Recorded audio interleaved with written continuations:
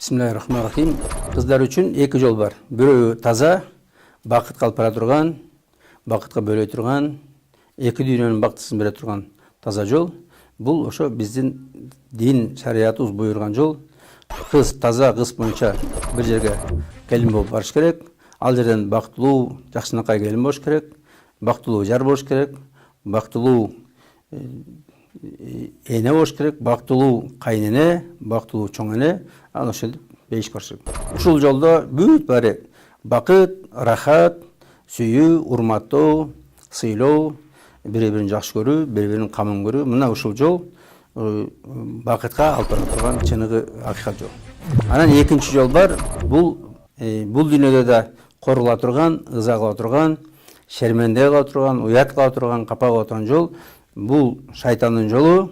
Бул жол жалтыраган, кооз көрүнгөн, бирок өтө коркунучтуу ыкылас жол. Мына кыздар мода деп, сүйүү деп, дискотека деп бузулуп, үй бүлө кура албай, ар ким менен жүрүп, аборт кылып, шерменде болуп, оорукчал болуп, жалгыз калат.